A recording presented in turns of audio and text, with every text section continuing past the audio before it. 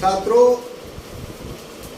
भारत के भूगोल में हम लोग आज के क्लास में भारतीय कृषि, इंडियन एग्रीकल्चर एक नया टॉपिक शुरू करने जा रहे हैं। आम तौर पे जो ये कहा जाता है या पढ़ा जाता है या समझा जाता है कि अगर भारतीय कृषि हम नामकरण करें, नाम लें, तो एक मस्तिष्क में बात उभरती है कि हमको चावल, गेहूं, दाल ये सब के बारे में पढ़ना है। पारंपरिक रूप से यही पढ़ा भी जाता था, लेकिन अब अगर इंडियन एग्रीकल्चर हम लोग पढ़ रहे हैं तो वो भी पढ़ेंगे, लेकिन इसके साथ साथ एक बात और जान लीजिए आप कि अब के सिविल सर्विस में इंडियन एग्रीकल्चर को मल्टी डायमेंशनल रूप में, बहुपक्षीय रूप में पढ़ा जाएगा या पढ़ा जाने का आपसे अपेक्षा किया जा रहा है। मल्टी डायमेंशंस क्या है कि एग्रीकल्चर शब्द हम बोलते हैं तो इसके दो अर्थ लिए जा सकते हैं, एक इसका संकुचित अर्थ और दूसरा इसका व्यापक अर्थ। अगर संकुचित अर्थ की, नैरो थॉट्स की बात बोले तो ये कि जो फसल पैदा हो रहा है ना सर, गेहूं, चावल, दाल, इसी को कृषि बोला जाता है और भारत में जो होता है जिसको भारतीय कृषि कहें। तो चलिए, आपने जो ये बात कहा वो सही कहा, लेकिन कृषि का, ये इंडियन एग्रीकल्चर्स का ये संकुचित दृष्टिकोण है, यह संकुचित परिभाषा है। व्यापक क्या है कि इससे जुड़े हुए जितनी चीजें हैं या जो लोग कृषि कर रहे हैं, फसल उत्पादन के साथ साथ अन्य काम भी करते हैं, वो सब के सब, साथ ही साथ कृषि करने में जो भौतिक, संस्थागत, सामाजिक और आर्थिक परिस्थितियां उत्तरदायी होती हैं, वो सब के सब कृषि करना है। जैसे एग्जाम्पल के तौर पर आपने भूमि किसी को पट्टे पर, ये पट्टा लेना भी कृषि के अंतर्गत है। जैसे आपने कृषि करने के लिए बैंक से लोन लिया, ये लोन भी अब कृषि टॉपिक के अंतर्गत अध्ययन का विषय बनेगा। बात समझ में आ रही है? जैसे एक क्लाइमेटी आ गई, एक आपदा आ गई, क्या तो बाढ़ आ गया, तो बाढ़ भी कृषि के अंतर्गत अध्ययन का विषय बनेगा। तो इस तरीके से हम कहेंगे कि जब कृषि शब्द बोलते हैं तो अब सिविल सर्विस आपसे अपेक्षा करता है कि आप बहुपक्षीय ढंग से इसका अध्ययन करें। सिर्फ चावल, दाल, गेहूं का अध्ययन कृषि के अंतर्गत नहीं आएगा, बल्कि मल्टी डायमेंशनल स्टडी होगी और अधिकांश प्रश्न आपसे, चाहे वो वस्तुनिष्ठ यानी ऑब्जेक्टिव हो, चाहे विषयनिष्ठ या सब्जेक्टिव हो, वो इसी दृष्टिकोण से प्रश्न किए जाएंगे। और चूंकि भारत एक कृषि प्रधान देश है, समस्या भारत का एग्रीकल्चर से जुड़ा हुआ बहुत ज़्यादा है, तो इसीलिए सिविल सर्विस जो है वो आपसे एग्रीकल्चर से हर साल प्रश्न पूछता है और हम लोगों का प्रयास होगा कि इसका सांगोपांग यानी होल एंड सोल स्टडी करेंगे। क्लियर? तो अब देखिए छात्रों, हम लोग को जो बातें पढ़नी है कि कृषि का अर्थ क्या होता है। हम लोग कृषि बोलते हैं, एग्रीकल्चर, तो इसके दो अर्थ होते हैं, ठीक है? एक संकुचित अर्थ यानी नैरो, और दूसरा व्यापक यानी वाइड। अब देखिए, जहां तक नैरो का बात है तो इसके अंतर्गत फसलों के उत्पादन का सिर्फ अध्ययन करेंगे, ठीक है? और अगर व्यापक रूप से हम लेते हैं तो फसलों के साथ साथ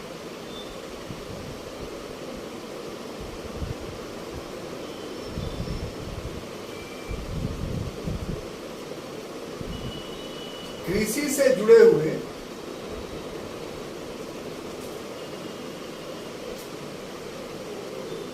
सभी विषय,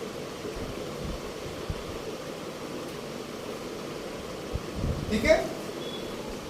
तो एग्रीकल्चर या कृषि हम लोग बोलते हैं, आप लोग नोट करते हुए चलिए, आप इसको जिस ढंग से समझ रहे हैं तो समझिएगा, तो बाद में इसको इलाज भी कीजिएगा, ठीक है। क्योंकि ये जो क्लास है डेटा वाइज क्लास है, तो डेटा हमेशा चेंज होता है। हम आपको बिल्कुल न्यू डेटा दे रहे हैं जो भी अवेलेबल है। पुरानी पुस्तकों में जो है आपको सब ओल्ड डेटा मिलेगा, और ओल्ड डेटा से पढ़िएगा तो आपको ऑब्जेक्टिवली बहुत नुकसान होगा, सब्जेक्टिवली मार्क्स जो है वो कम आएगा। तो कृषि एग्रीकल्चर जैसे ही हम बोलते हैं तो आमतौर पे लोगों के दिमाग में जो अध्ययन जिन्होंने नहीं किया है एग्रीकल्चर से संबंधित, उसके मस्तिष्क में कृषि से संबंधित ये संकुचित दृष्टिकोण बढ़ता है। अब वो क्या कि सिर्फ फसल का उत्पादन करना, अर्थात गेहूं, चावल, दाल या अन्य अनाजे पैदा करना। बात समझ में आई? लेकिन ये इसका नाम ही से है कि संकुचित अर्थ है। इसका व्यापक अर्थ क्या है कि ठीक है, फसल का अध्ययन तो हम करेंगे, इसके साथ साथ इससे जुड़ी हुई जितनी चीजें हैं उसका भी अध्ययन करेंगे। अब जब ये बात आप बोल देते हैं कि जुड़ी हुई चीजें, तो इसमें आपके दिमाग में एक प्रश्न आएगा, कौन सी, यानी विच, कौन सी जुड़ी हुई। तो वो जरा गौर से देख लीजिए। इसमें जो जुड़ी हुई चीजें होंगी, नंबर 1 खेती, जिसको इंग्लिश में बोलेंगे एग्रीकल्चर। उसके बाद होगा पशुपालन,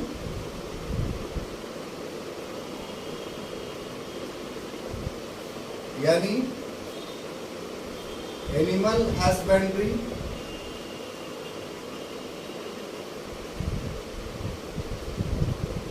उसके बाद होगा बागवानी,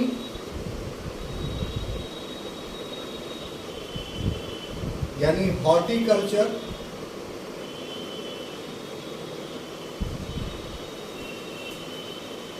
इसके अंतर्गत आएगा आपको मत्स्य पालन,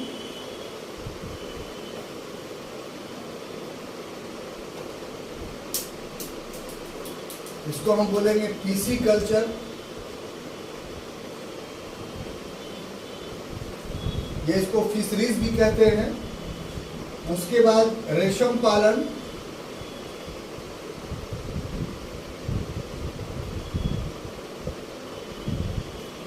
इसको क्या बोलते हैं?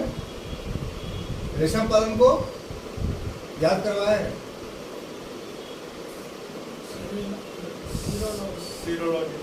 सीरोलॉजी। उसके बाद वनवर्धन,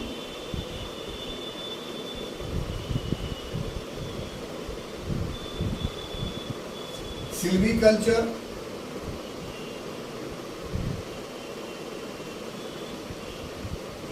उसके बाद फूलोत्पादन,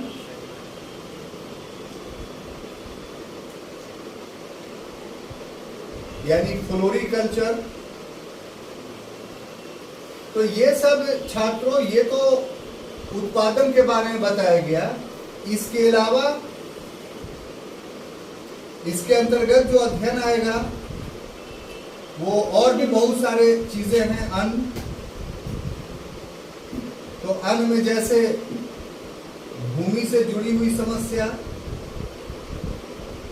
भूमि प्रारूप, ठीक है। इसके अलावा भूमि स्वामित्व,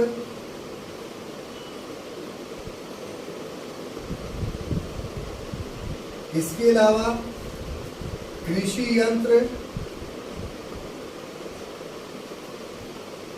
इसके अलावा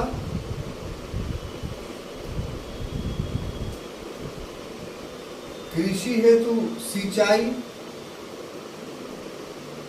उर्वरक, इसके अलावा कृषि ऋण,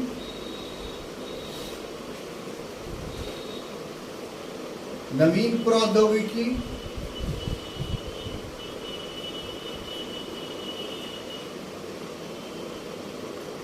ठीक है। और उसके बाद सामाजिक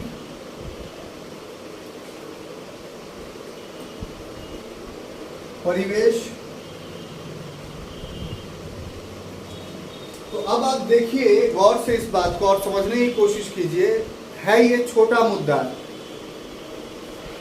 कि आपसे पूछ ले कि साहब एग्रीकल्चर का क्या मीनिंग है, तो आप सीधा सीधा एक तरीका ये कि फसल पैदा होता है, भाई नहीं जानते हैं आप, तो उसी को कृषि बोलते हैं।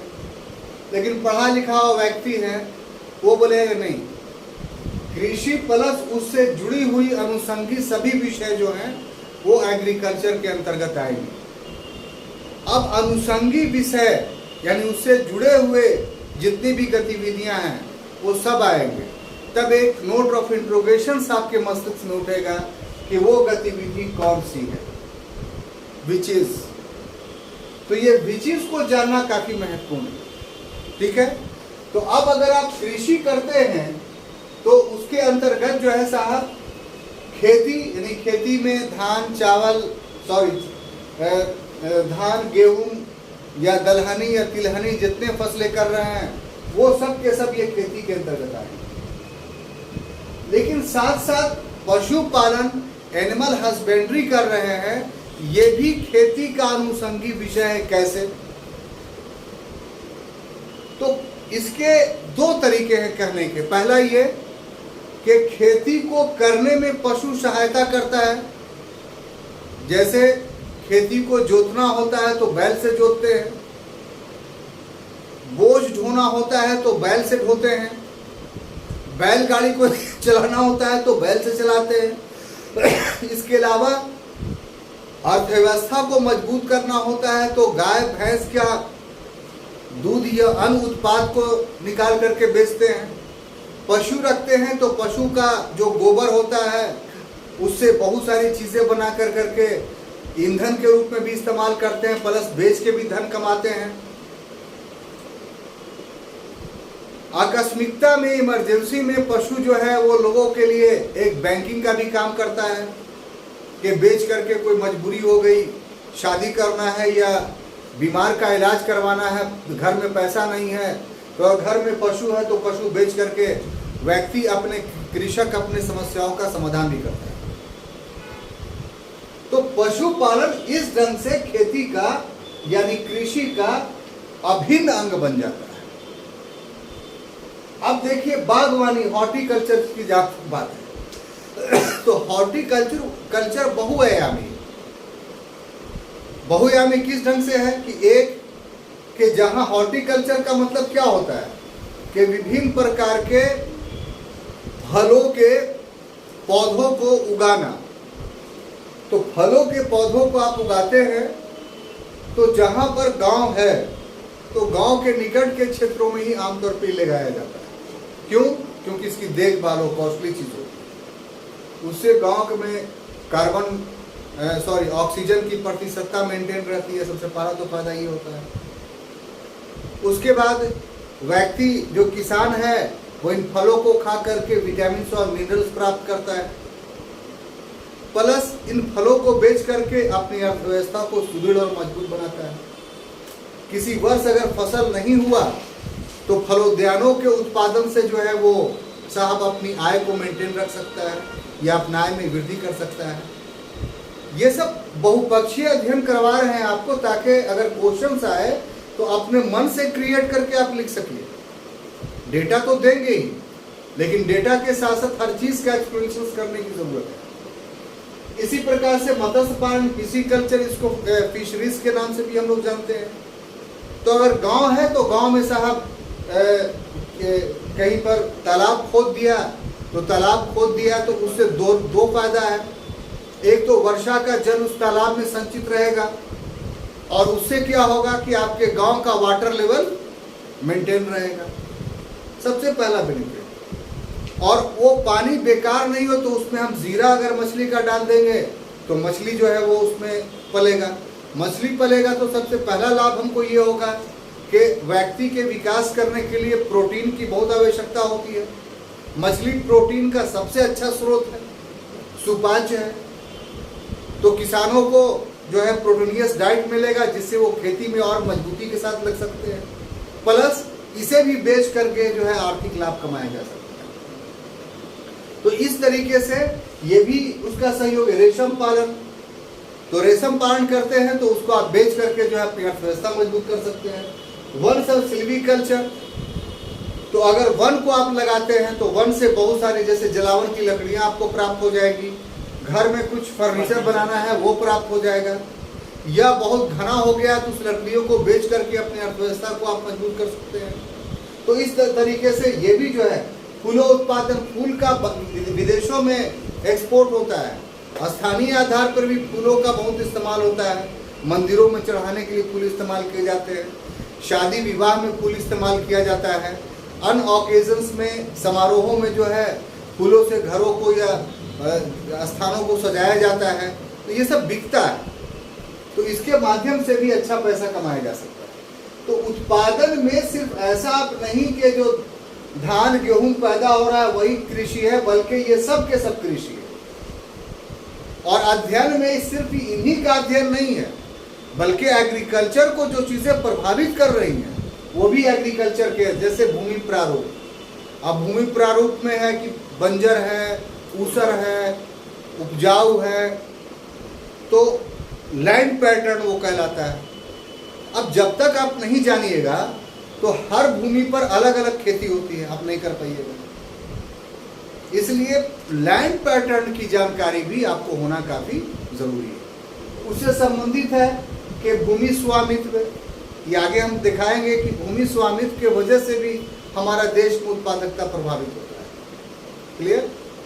कृषि यंत्र ये भी प्रभावित करता है, कृषि में सिंचाई और उर्वरक ये भी प्रभावित करता है, कृषि ऋण ये भी प्रभावित करता है, नवीन प्रौद्योगिकी प्रभावित करता है, और सामाजिक संरचना जो हमारा है, सोशल स्ट्रक्चर्स, वो भी एग्रीकल्चर को प्रभावित करता है। तो जब हम मुन्ना भाई एग्रीकल्चर पढ़ते हैं तो इन सभी चीजों का अध्ययन करना होगा। क्लियर? कोई कंफ्यूजन नहीं?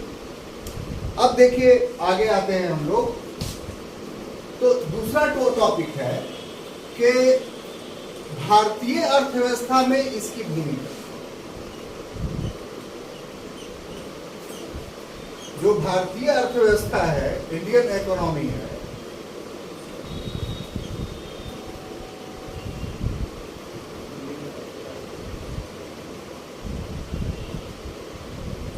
दो अर्थों पे काफी महत्वपूर्ण है। एक ये कि 55% जनसंख्या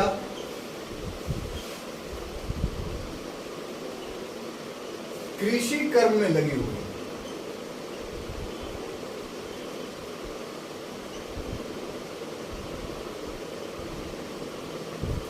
लगी हुई, ठीक है। और दूसरा ये है कि ये ऑब्जेक्टिव और सब्जेक्टिव दोनों डेटा हो गया है, ठीक है। सकल घरेलू उत्पाद में, जिसको जीडीपी बोलते हैं इंग्लिश में, योगदान जो इसका है वो 14.4%। क्लियर? अब देखिए, तो दो डेटा है, लेकिन ये दो डेटा अपने अंदर बहुत सारी चीजों को समाहित किए हुए हैं। एक तो हुआ कि इसको एक आंकड़े के हिसाब से हम पढ़ लें, और एक हुआ कि आंकड़ों के साथ साथ इसकी व्याख्या के साथ पढ़ें।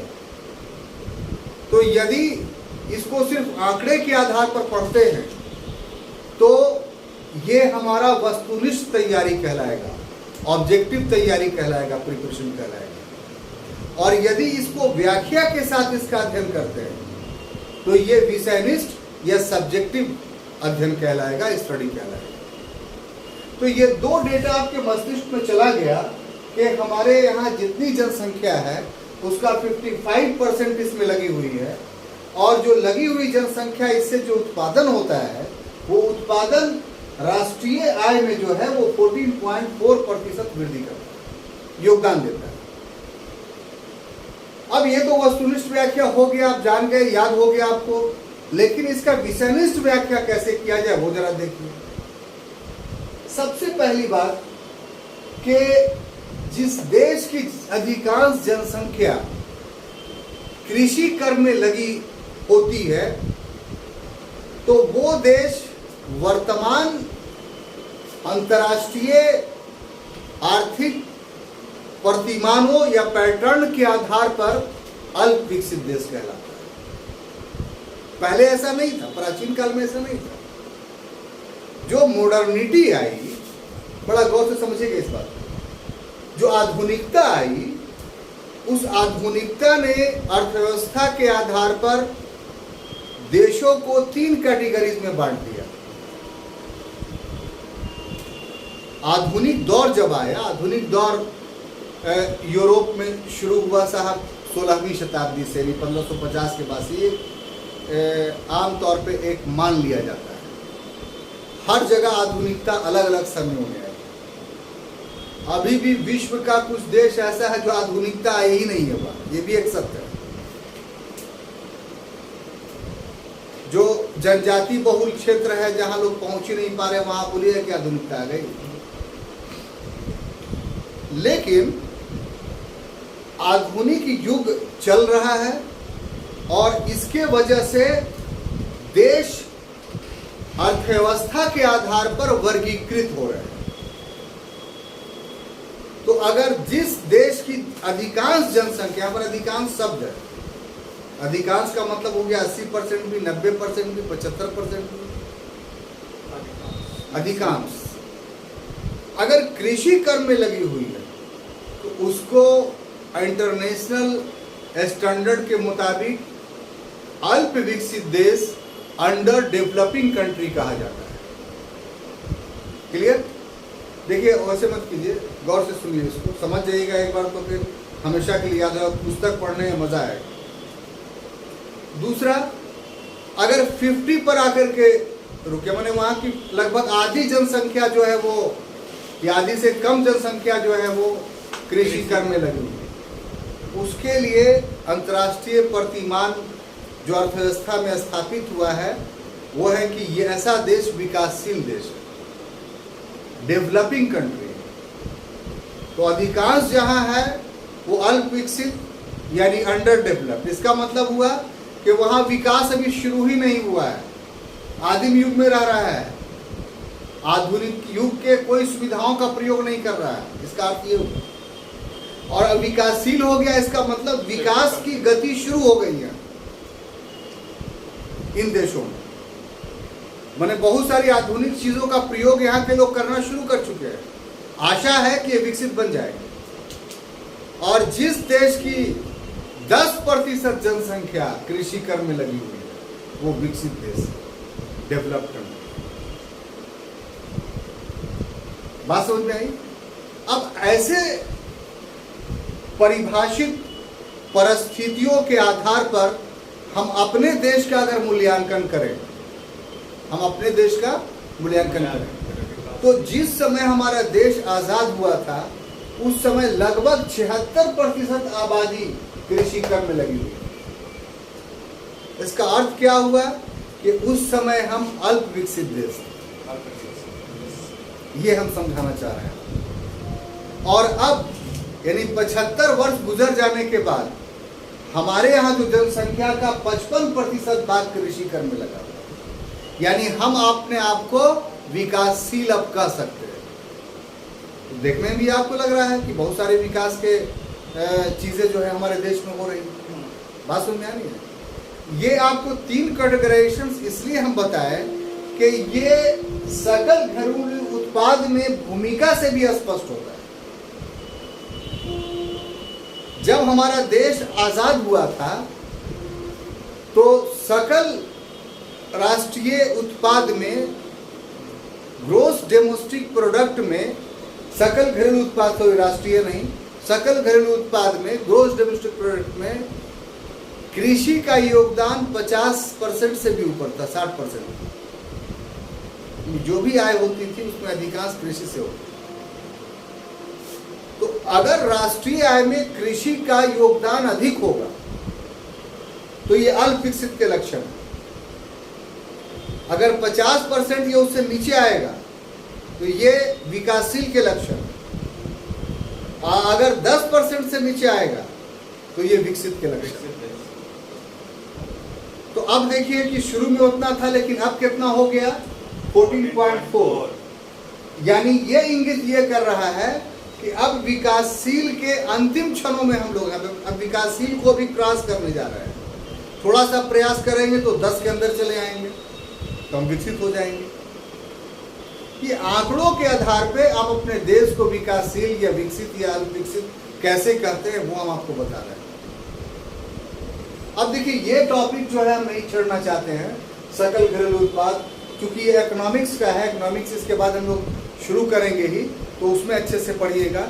यहाँ पर इस टॉपिक को समझने के लिए थोड़ा सा हम बता देना चाहते हैं, और ये कि ग्रोस डोमेस्टिक प्रोडक्ट का मतलब ये होता है कि एक साल में किसी देश में कृषि से, उद्योग से, सेवा क्षेत्र से, या इन तीनों को मिला के कह लीजिए उत्पादन से, प्रोडक्शन से जितनी आय हुई उसी आय को हम लोग उस देश का जीडीपी बोलते हैं।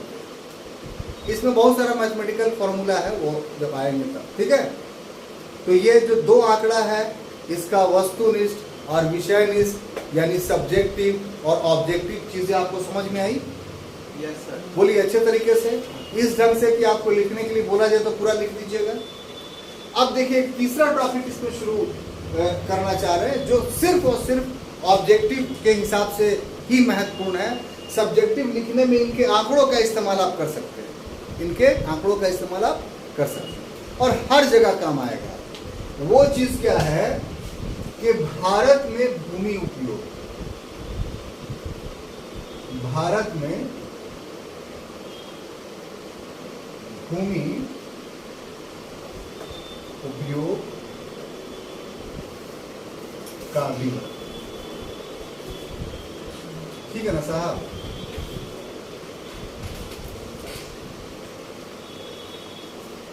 और यही सब असल पढ़ाई है कि तथ्यों को हम बढ़िया से पढ़ते हैं तो उसका क्या हमारे स्टडी पे असर पड़ता है वो जरा देखिए। तो सबसे पहली बात जो है ये कि कुल भौगोलिक क्षेत्र कितना है हमारा।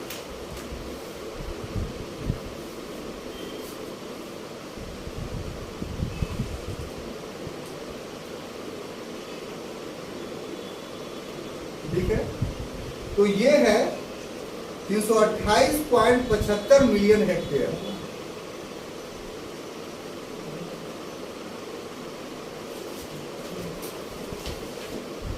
मिलियन हेक्टेयर यानी इसको कुल जो है उसको हम लोग 100% माने।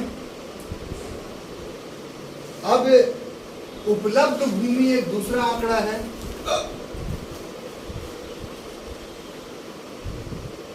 उपलब्ध क्षेत्र,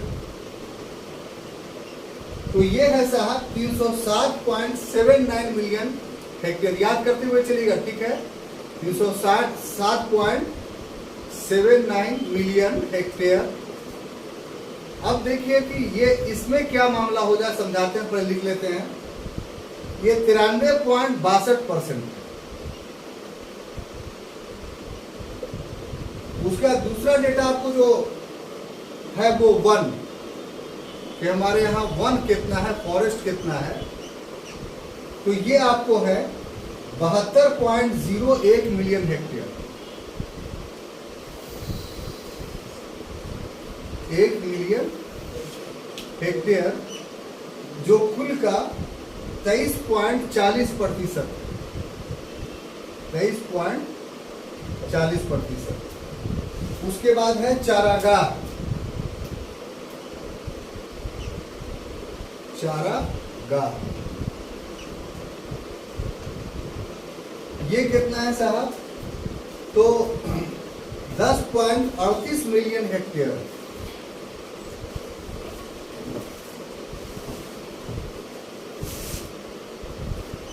जो कुल का 3.37%। उसके बाद है प्रतिभूमि।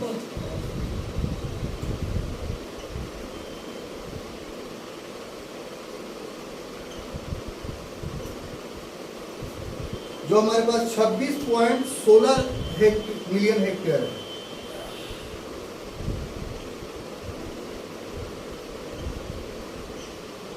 जो कुल का 8.50% है।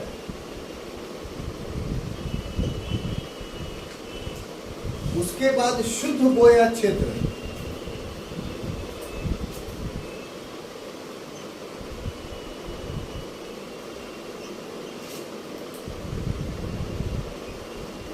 ये हमारे पास है 139.35 मिलियन हेक्टेयर।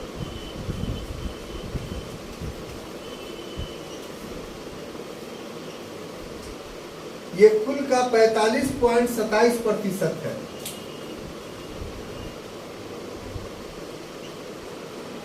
ठीक है। इसके बाद है सिंचाई के अधीन क्षेत्र।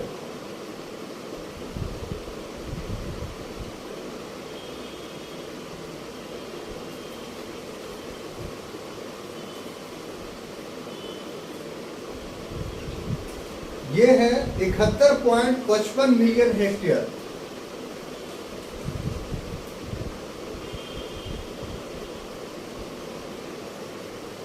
ये कुल का जो है वो 23.25% है।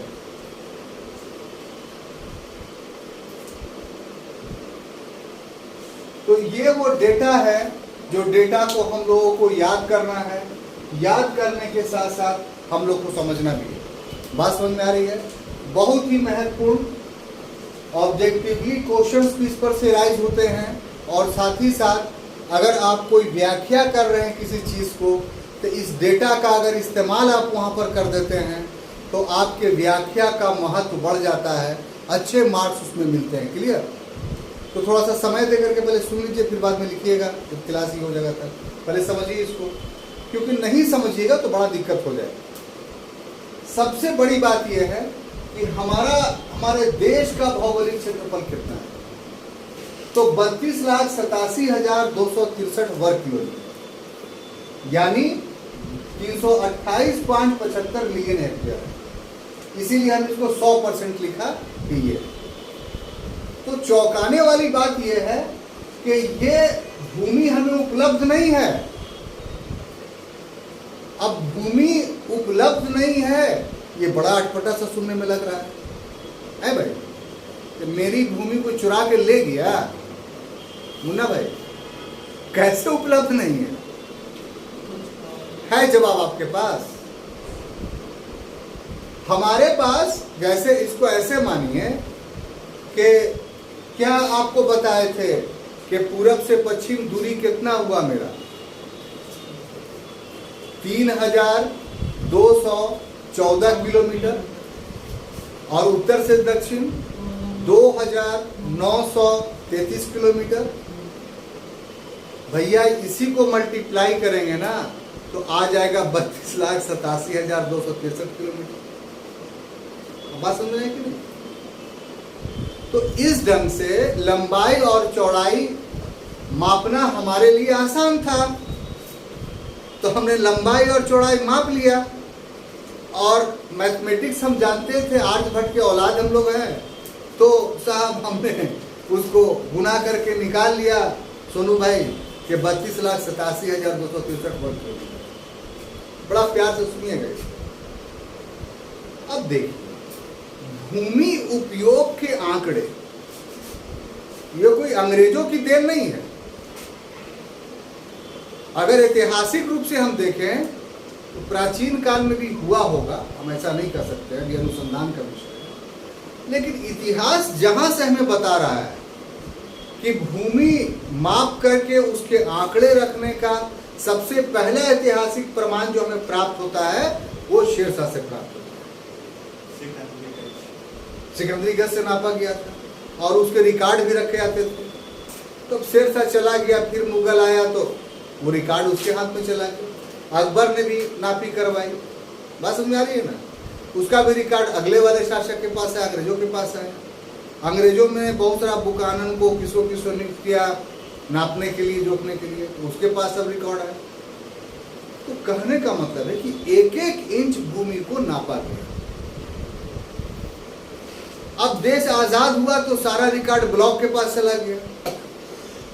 ब्लॉक ऑफिस में आप जाएंगे तो उस ब्लॉक का मैप बना हुआ मिलेगा आपको, ड्रा किया हुआ। अगर अनुमंडल के पास जाएंगे, थोड़ा प्यार से पढ़िए, तो एसडीओ के ऑफिस में उस अनुमंडल का पूरा मैप रहेगा। अगर डीएम के यहाँ बैठेंगे तो डीएम के यहाँ पूरा मैप रहेगा, किसका? पूरे जिले का। अगर कमिश्नर के पास बैठेंगे तो पूरे परमंडल का मैप रहेगा। और अगर डीजीपी या चीफ सेक्रेटरी के कार्यालय में जाके बैठेंगे तो उस पूरे राज्य का मैप रहेगा। तो ये जो मैप रहेगा, इसी पेंसिल लेके किसी ड्राफ्टमैन से खिंचवा दिया गया, इसको ब्लॉक स्तर पे भूमि का मापन हुआ। इसके लिए सरकार का डिपार्टमेंट है जो हमेशा काम करती रहती है। रिकॉर्ड रूम है जिसमें भूमि का एक एक विभाजन का चप्पा चप्पा का जो है वो विवरण है। उसमें नाप लिखा हुआ है। हर डिस्ट्रिक्ट में जो है अभिलेखागार होता है, जिस अभिलेखागार में जो है वो माने उसको अभिलेखागार को इंग्लिश में बोलते हैं, क्या बोलते हैं?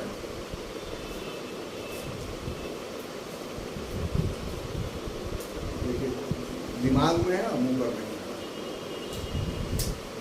चक्कर आएगा तो बता देते हैं। तो अभिलेखागार होता है,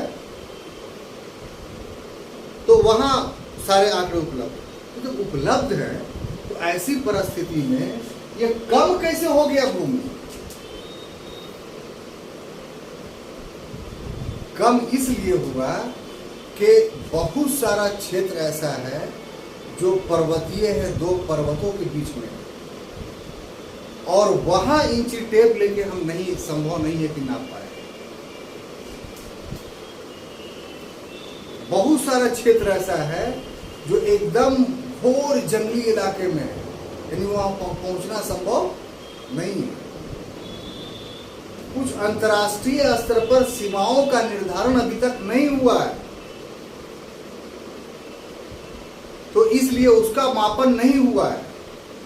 इन सभी कारणों से हमारे देश में भूमि तो 100% यानी 8.75 मिलियन हेक्टेयर है, लेकिन जो कागज में डेटा उपलब्ध है, जो अभिलेखागार में सबका विवरण है, वो 307.7 मिलियन हेक्टेयर ही है, जो कुल भूमि का 93.62% है। अब बात समझ में आई? अब देखिए, इसका इतना है, इतना में हम लोग उपयोग कितना कर रहे हैं खेती में? तो उपयोग कर रहे हैं हम लोग 45.27%। शुद्ध बोया, मतलब यहीं पर हम बो पाते हैं, यानी लगभग आधे पर। आधे से अधिकांश भूमि क्या है हमारे लिए? अनुपयोगी है। क्यों है? क्यों है बोलिए? पर्वत है, पठार है, नदी बह रही है, रेगिस्तान है, जगह जगह रोड बनाया है, शहर बसा हुआ है, ठीक है, इंडस्ट्री लगा हुआ है, तो ये भी तो जरूरी है। तो इसीलिए, लेकिन ये भी जो 45.27% है, बहुत है। जापान में तो है ही नहीं है, उसके पास बहुत कम कृषि योग्य भूमि है। उस हिसाब से हम विश्व के कृषि के क्षेत्र में धनी देशों में से एक है। और जगहों पर भी ये प्रतिशतता है, लेकिन हमारे यहाँ भी। लेकिन कुछ देश इस ग्लोब पर ऐसे भी हैं, पृथ्वी पर ऐसे भी हैं, जहाँ भूमि की 4 और 5% उपलब्धता है कृषि, उसके संपूर्ण भौगोलिक क्षेत्र। तो ऐसे मामले में हम काफी समृद्ध हैं, काफी प्रॉस्पेरस। अब देखिए, वन हमारे लिए काफी जरूरी है। कोई भी देश है उसके लिए मिनिमम 33% वन चाहिए। 33% वन रहेगा तभी वो देश जो है वो हर एतबार से उपयुक्त रहेगा, नहीं तो उसका पतन होना शुरू हो जाएगा। ठीक है, उस हिसाब से अगर देखा जाए तो आज़ादी के बाद ग्रेजुअली वनों के प्रतिशतता में कमी आई, लेकिन अब जो है वो 23.40 पर ये 1% घट के 14 तक पहुंच गया। बहुत दयनीय स्थिति थी। लेकिन 1986 से जब भारत सरकार ने वन एवं पर्यावरण मंत्रालय अलग से स्थापित किया और प्रयास शुरू हुए, इसके सुफल देखने को मिल रहे हैं कि अब वो 14 या 15% बढ़ करके 23.40% हो। इसमें भी 3 वर्ग हैं वनों के, समझ गए। वो जब वन अलग से पढ़ेंगे हम लोग तो उस समय इसको बाइफिकेट करेंगे 23.40% को। हम लोग पतन की ओर नहीं, हम लोग पतन से फिर विकास की ओर वन में बढ़े। 33% चाहिए ना सर। देखिए 33% चाहिए, लेकिन आजादी के बाद जो डिफॉरेस्टेशन हुआ, वनीकरण हुआ, तो घट करके ये 14% या 16% पर चला गया था। तो बहुत दयनीय स्थिति थी। और अब क्या है, तो 23.40 का मतलब हम लोग विकास किए ना, डेटा तो ये बता रहा है। ठीक, क्लियर। ये जो है चारागाह, ये काफी दयनीय स्थिति है। पशुपालन, अगर एग्रीकल्चर बेस्ड कंट्री है, कृषि प्रधान देश है, तो जैसा कि आपको शुरू में पढ़ा कि कृषि प्रधान देश है, तो इसका मतलब क्या हुआ कि आपको साहब पशुपालन एकदम उसका अनुषंगी है। तो पशुपालन कीजिएगा तो पशुओं को खिलाने के लिए चारा भी तो चाहिए। तो चारा के लिए है कि 4% किसी भी भौगोलिक क्षेत्रफल का चारागाह होना चाहिए। कितना? 4%। लेकिन उस हिसाब से अगर देखा जाए तो ये घट रहा है 3.37%। आजादी के समय ये बहुत ज्यादा था, 4 से भी ज्यादा था। तो ये चिंता का विषय, इस पर ध्यान देने की जरूरत है। नहीं तो पशुधन की कमी हो जाएगी या फिर पशु हमारी खड़ी फसलों को नुकसान पहुंचाएंगे। बात समझ में आ रही है? और पड़ती भूमि है, बहुत सारी वजह से पड़ती भूमि रह गई है, अनुर्वर हो गई है, या कुछ किसान जो है छोड़ देता है कि 1-2 साल छोड़ देते हैं तब बोएंगे। इस हिसाब से हमेशा 26.16 मिलियन यानी कुल भूमि का 8.50% जो है वो पड़ती रहा। तो पड़ती भूमि में प्रयास करने की जरूरत है कि इसको हम लोग उर्वर बनाएं, उपजाऊ बनाएं, ताकि जो है वो हमारा देश का जो है खाद्यान्न संकट। सिंचाई काफी दयनीय है। सिर्फ 23.25% जो भूभाग है उसी पर सिंचाई की सुविधा है, बाकी पर नहीं है। और यहाँ मानसून के साथ जुआ होता है हमारे देश में। मानसून के साथ जुआ का अर्थ क्या हुआ कि किसी वर्ष मानसून अपने समय पर आया, तो मानसून अगर समय पर आया और अच्छा मानसून हुआ तब तो कोई दिक्कत नहीं, लेकिन जिस वर्ष नहीं होता है उस वर्ष जो है सिंचाई के साधन अगर रहते तो हम लोगों को मानसून पर निर्भर नहीं रहना पड़ता। आया तो ठीक है, नहीं आया तो सिंचाई के माध्यम से खेती करते हैं। यही डिस्ट्रिक्ट में आप रहते हैं, देख लीजिए कि जो टेकारी के बाद का एरिया है वहाँ के किसान चिंतित नहीं होते कि पानी हुआ कि नहीं। क्यों? कि सोन नहर का पानी वहाँ तक पहुँच गया, तो पानी चला आता है, अपना खेती कर लिए। लेकिन टिकारी के बाद का जो इस तरफ का एरिया जहाँ हम लोग बैठे हुए हैं, यहाँ अगर बारिश नहीं होती है तो अकाल पड़ जाता है। तो इसीलिए आवश्यकता है सिंचाई सुविधाओं का बढ़ाने का। तो छात्रों, आज की क्लास में इतना ही हम लोग रखते हैं।